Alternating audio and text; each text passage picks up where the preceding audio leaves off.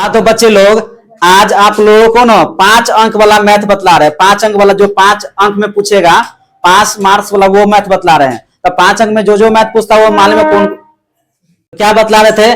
5 अंक का जो प्रश्न मैथ में कहां कहां से पूछता है, तो ग्राफ से पूछेगा, फिक्स है। हाइट एंड डिस्टेंस से पूछेगा, ऊंचाई और दूरी से फिक्स है। मेंसुलेशन से पूछेगा, क्षेत्रमिति से।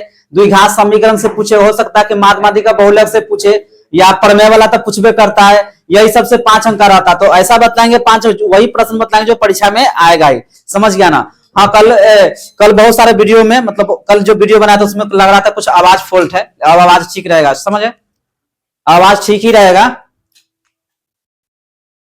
तो क्या बतला रहे थे कि 5 अंक वाला वही प्रश्न बतलाएंगे जो परीक्षा में आएगा। और कल थोड़ा वीडियो में कुछ शिकायत आ रहा था कि वीडियो में कुछ कम आवाज है, तो माइक के प्रॉब्लम था। माइक ठीक हो गया, दूसरा माइक ले लिया, अब दिक्कत नहीं होगा, आवाज एकदम क्लियर आएगा।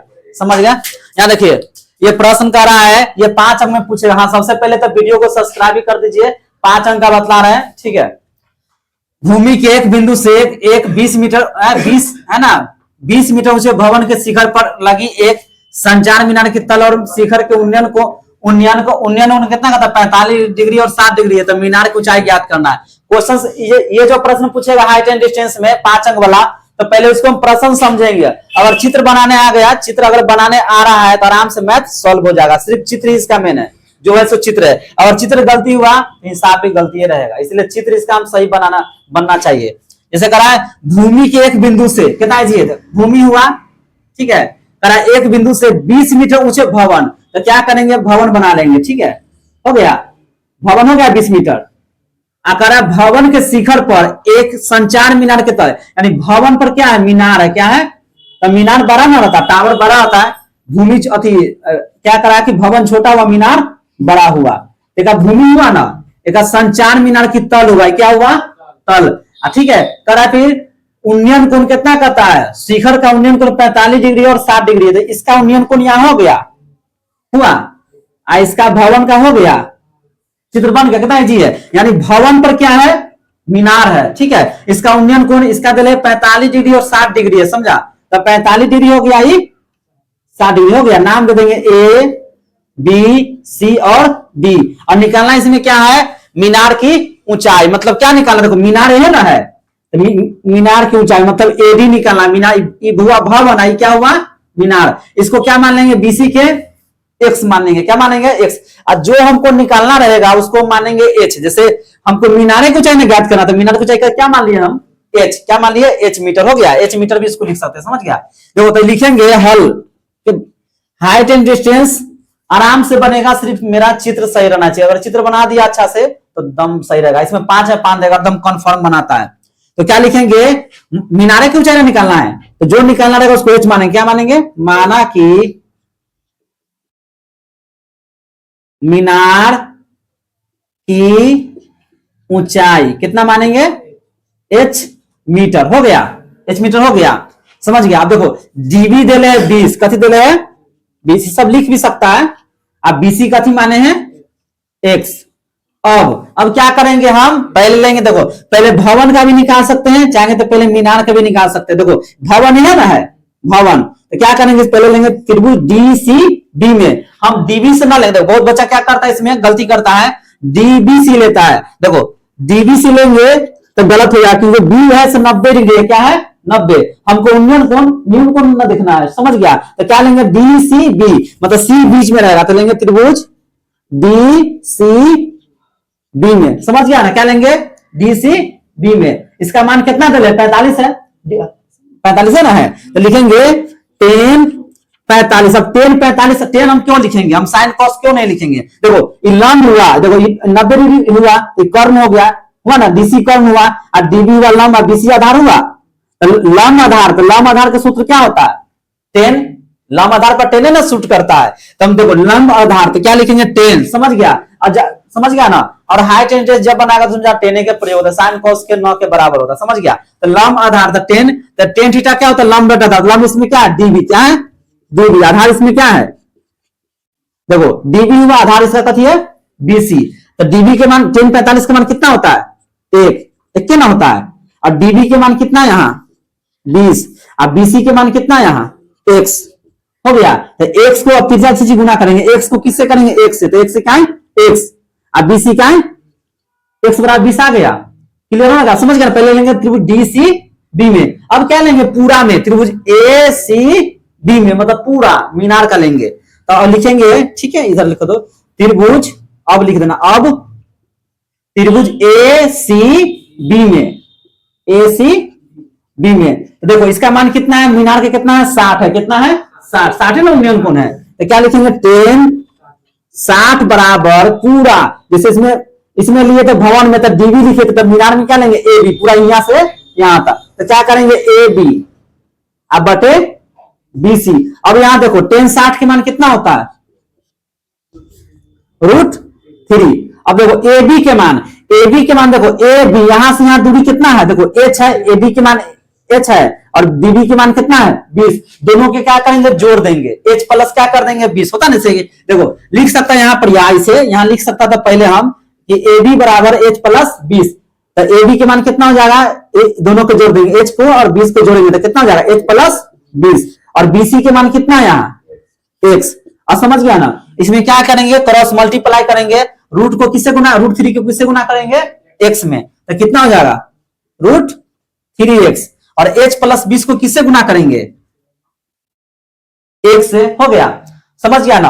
अब क्या करेंगे इस समीकरण, इसको मान लेंगे एक, समझ गया ना। अब क्या करेंगे समीकरण एक में x बराबर कितना रखेंगे 20, और x यही ना है, तो x के क्या रखेंगे 20, तो लिख देंगे यहां समीकरण एक में x बराबर 20 रखने पर, तो 20 कौन है यही ना है 20, 120 माना है, इसका जगह रखेंगे तो रूट, देखो रूट यहाँ पर 20 रखेंगे, तो कभी रूट ऐसा लिखा है 20, तो ऐसा नहीं लिखना, इसको कैसे लिखेंगे मालूम है, लिखना 20√3, 20 को पहले कर देंगे √3 को बाद में, समझ गया ना। अब देखो h प्लस 20 है तो h प्लस 20 को क्या कर दे उतार दिए, समझ गया। अब क्या करेंगे अंक वाला को अंक तरफ कर देंगे, पहला से तो क्या हो जाएगा इधर माइनस, h बराबर हो जाएगा 20√3, h को हम पहले कर दिए, समझ गया ना, h को पहले कर दिए, h बराबर 20√3 में से कितना कर जाएगा 20, तो h बराबर किस में से कितना कॉमन ले सकते हैं 20, कितना ले सकते हैं 20, 20 को मानेंगे तो √3, अब 20 से 20 कर दिया कितना बचा 1, यही तुम्हारा आंसर, कितना इजी है, समझ गया ना। कह रहा था भवन पर मीनार है, तो भवन पर मीनार बना दिए थे, और संचार के तल से उन्नयन कोण कहता 60 डिग्री और 45 डिग्री ना कहता, तो इसका भवन का 45 डिग्री उन्नयन कोण था, अब मीनार का कितना था 60 डिग्री। पहले किस में लिए त्रिभुज डीसीबी में, तो डीसीबी में लिए हैं तो 10 45 है इसका मान, तो डीबी बटे बीसी तो हो जाएगा, तो 20 बटे x कर दिए त्रिज्या गुना। अब किए हैं एसी बी में, एसी बी किया तो पूरा देखो ए बी अब बटे बीसी, ए बी है क्या है बी है, समझ गया ना, साफ से लिख देते हैं, तो ए बी बटा बीसी, तो ए बी के मान कितना है h प्लस 20 है, उसका कैलकुलेशन कर दिए त्रिज्या गुना किए, और x का क्या रख दिया हम यहाँ पर, x के जो मान क्या रख दिए 20 हो ना गया, इसमें कॉमन ले लिया यहाँ पर 20√3 - 1 हो गया ना, समझ गया। इसका अगला प्रश्न देखिए, वो 5 इससे पहले हाइट एंड डिस्टेंस का बतला है, वो प्रश्न पूछ ही सकता है। और ये जो प्रश्न है द्विघात समीकरण का 4.3 का क्या क्वेश्चन है, 4.3 का है, दो संख्या का अंतर 7वां क्वेश्चन है, समझा। ये जो प्रश्न है ना 4.3 का द्विघात समीकरण से लैंग्वेज वाला पूछता ही परीक्षा में, समझ गया ना, ये तो पूछ सकता है परीक्षा 5 अंक वाला में। करा दो संख्या के वर्गों का अंतर 180 है, छोटी संख्या का वर्ग बड़ी संख्या कितना कर 8 गुना है, तो दोनों संख्या ज्ञात करना, ना करना दोनों संख्या ज्ञात करे, समझ गया। तो क्या लिखेंगे इसको फल में, क्या लिखेंगे कि माना कि दो संख्या ना करा, दो संख्या के वर्गों का अंतर, तो दो संख्या पहली संख्या क्या मानेंगे x मानेंगे, क्या मानेंगे x, तो माना कि पहली संख्या क्या मानेंगे x, और दूसरी संख्या क्या मानेंगे, दूसरी संख्या मानेंगे क्या y, क्या मानेंगे y। अकारा इसमें दोनों संख्याओं के वर्गों का अंतर, वर्ग में से स्क्वायर होता है, तो दोनों संख्या के वर्गों का अंतर क्या होता है कह 180, समझ गया। तो क्या करेंगे इसे प्रश्न से, तो हो जाए प्रश्न से क्या कर रहा है दोनों संख्या के वर्गों का अंतर, तो x² - y² बराबर 180 हो गया। हाँ अरे अंतर में से घटाव होता है, योग कहता तो क्या होता प्लस, समझ गया। तो समझ गया, इसका क्या कर रहा है इसमें फिर कह रहा है छोटी संख्या का वर्ग बड़ी संख्या का 8 गुना है। छोटी संख्या का वर्ग मतलब छोटी संख्या का वर्ग, इसको वर्ग का, छोटी संख्या का वर्ग बड़ी संख्या का 8 गुना है, समझ गया। इसको छोटा मान लेंगे, इसको बड़ा मान लेंगे तो क्या होगा, वाई स्क्वायर, अब लिख दो, अब वाई स्क्वायर बराबर 8x, क्या हो जाएगा 8x, समझ गया ना, हो गया। यानी बड़ी संख्या का वर्ग छोटी संख्या का 8 गुना हो गया। और देखो वाई स्क्वायर की जगह क्या क्या रख देंगे, वाई स्क्वायर की जगह क्या रखेंगे, यहाँ पर 8x क्या रखेंगे, तो लिख देंगे समीकरण 1 में y बराबर वाई स्क्वायर बराबर 8x रखने पर, क्या करने पर, रखने पर, तो वाई स्क्वायर कहाँ है इसका, यही ना है, तो X square minus Y square बराबर 180, समझ गया। तो इसके जगह रखेंगे 8x, तो एक्स स्क्वायर माइनस, समझ गया 8x बराबर 180 है, प्लस इधर जाएगा तो क्या हो जाएगा माइनस, तो X square minus 8x minus 180 हो गया। अब क्या करेंगे, इसको आना गया, अब द्विघात समीकरण में टूट गया। अब इसको क्या करेंगे, गुणनखंड से या सूत्र विधि से हम इसको मूल निकाल देंगे। मूल निकालेंगे तो आंसर दोनों संख्या, तो इसमें दोनों संख्या ज्ञात करना, दोनों संख्या ज्ञात करना है ना, तो क्या करेंगे, इसको एक गुणनखंड से निकालो या सूत्र से निकालो। अगर सूत्र से निकालता तो इसको डी निकालना पड़ेगा, फिर अल्फा बीटा निकालना पड़ेगा, उससे अच्छा तुम गुणनखंड से निकाल दो। तो 180 को ऐसा तोड़ेंगे कि बीच वाला आ जाता, कितना हो जाएगा 18 दाएं, तो 18 में 10 करेगा तो 8 आ जाएगा, समझ रहा है ना। तो क्या हो जाएगा एक्स स्क्वायर, एरो दे दो, माइनस 18x प्लस 10x हो गया। इसमें कितना कॉमन ले सकते हैं, x, तो x कॉमन लेंगे, x माइनस 18, 10 कॉमन लेंगे तो x, 18 दाही 180 हो ना गया। अब किसको क्या करेंगे, x माइनस 18 बराबर x माइनस 18, ठीक है, x प्लस 10, समझ गया। अब इसको क्या करेंगे, यदि कर देंगे, यदि x माइनस 18 बराबर 0, तो x बराबर कितना हो गया 18 हो गया। अब क्या करेंगे, x प्लस पुनः कर देंगे, यहां पुनः x प्लस 10 बराबर 0, तो x बराबर कितना हो जाएगा माइनस 10 हो गया, प्लस में वो माइनस में, समझ गया, हो ना गया। इसको संभव नहीं हो जाएगा, संभव नहीं होगा, क्या करेंगे, इसको x के मान आना गया, x के मान आ गया था 18, और y के मान निकालना है, y के मान जगह नहीं है इधर, हम इधर बना देते, ठीक है। तो क्या y के मान कैसे निकलेगा, y स्क्वायर बराबर कितना 8x है, बोले है, तो 8 गुने x के मान कितना रख देंगे यहाँ पर, या 18, यहाँ पर गुने ना होता है, तो वाई स्क्वायर 18 144, स्क्वायर हटेगा तो कथी में आ जाएगा रूट में, समझ गया। तो 144 के वर्ग में कितना होता है, आ गया आंसर, आंसर कितना आ गया 18 और 12, समझ गया, क्लियर होना गया। इसमें कह रहा, यही कह रहा था इसमें कि दो संख्या के वर्गों का अंतर 180 है, तो पहला संख्या x माने, दूसरा संख्या y माने थे, अब दोनों को वर्ग में थे स्क्वायर, दोनों को वर्ग कर दिया, अंतर 180 था वही। अब बड़ी संख्या का छोटी संख्या का वर्ग बड़ी संख्या का 8 गुना है, तो y स्क्वायर बाय 8x कर दिए, y स्क्वायर जो क्या रख दिए यहाँ पर 8x रख दिया, मान निकलना गया, कैलकुलेशन कर दिया, गुणनखंड कर दिए, अब मान निकल गया दूगो, समझ गया ना। चलो कोई दिक्कत इसमें, इससे पहले 2 प्रश्न बतला चुके, ये जो प्रश्न है ना, समझ गया, क्षेत्रमिति का मेंसुलेशन से, इसमें से ये प्रश्न हम ठीक से पूछेगा, मेंसुलेशन से एक क्वेश्चन रहेगा 5 नंबरिया में, तो 13.1 से पूछिए, 13.3 से, 13.2 से, तो 13.1 से कल बतला देंगे, और 13.3 का जो प्रश्न है उसका बता, 13.3 का ही दूसरा क्वेश्चन है मेंसुलेशन से, ठीक है, एकदम इजी क्वेश्चन है, 5 अंक में पूछ सकता है। क्या कर, इसमें क्रमशः 6 सेंटीमीटर, 8 सेंटीमीटर और 10 सेंटीमीटर त्रिज्या वाले है ना धातु के 3 ठोस गोले को पिघलाकर एक बड़ा ठोस गोला बनाया जाता है। तो इस गोले की त्रिज्या, 3 गो गोला है, तो एगो 6, 8, 10, ठीक है, देखो तो तीनों गोला मतलब बना देंगे इसमें, फिर इससे बड़का, ऐसे भी बड़का हो गया। कहता इसमें कि 3 ठोस गोले को पिघलाते, एगो की त्रिज्या 6 है, एगो त्रिज्या 8 है, एगो की त्रिज्या कितनी है 10 है, समझ गया, समझ गया, हाँ 10 सेंटीमीटर है, समझ गया ना, 6 सेंटीमीटर, 8 सेंटीमीटर और 10, यहाँ सेंटीमीटर लिख सकता है, समझ गया, लिख देना, कोई दिक्कत नहीं है। देखो यहाँ क्या कह रहा है, इसमें हल में कर दो, तो R1 कथी मानेंगे, लिख दो इसे, गोले की, ठीक है, प्रथम लिख देना,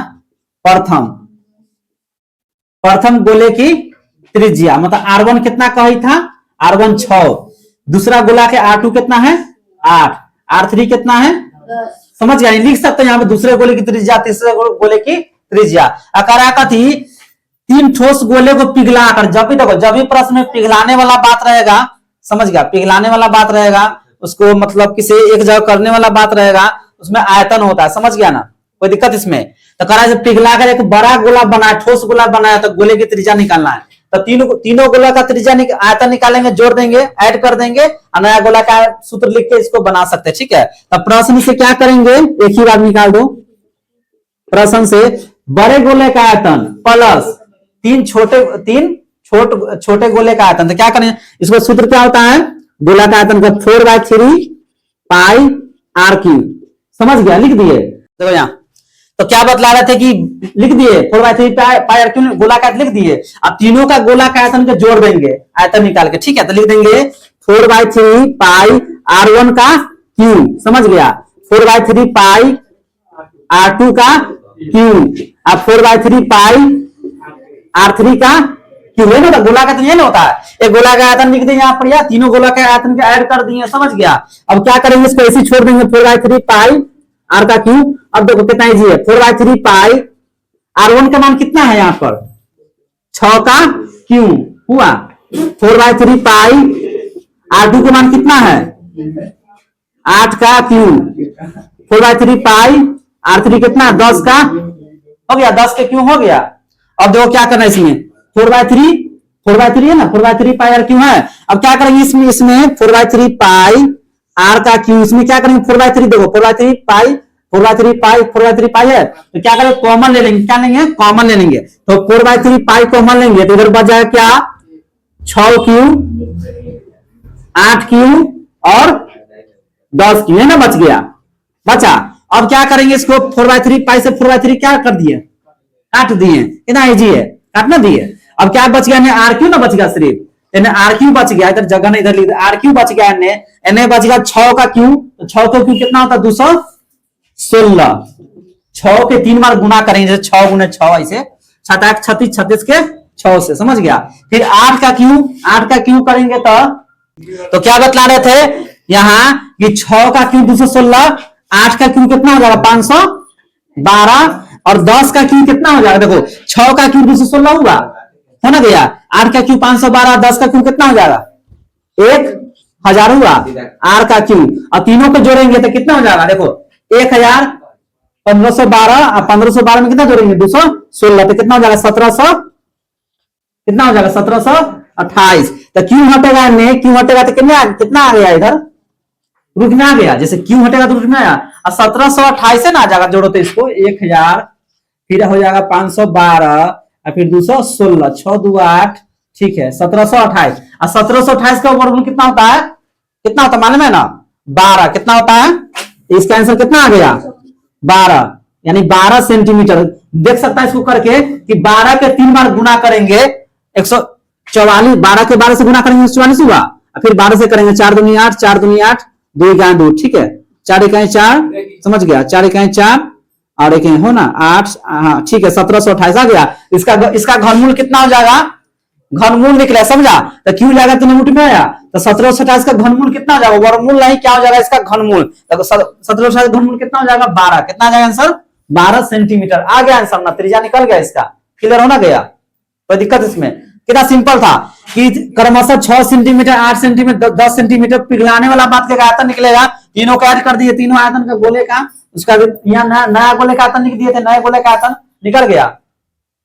बच्चे लोग मात्र 2 दिन का ही समय है, आप लोग वीडियो को तीनों जो मैथ बतला तीनों परीक्षा में आएगा ही, बढ़िया से बनाए, ठीक है। और वीडियो अच्छा लगे तो लाइक कमेंट करे और सब्सक्राइब भी कर ही दे।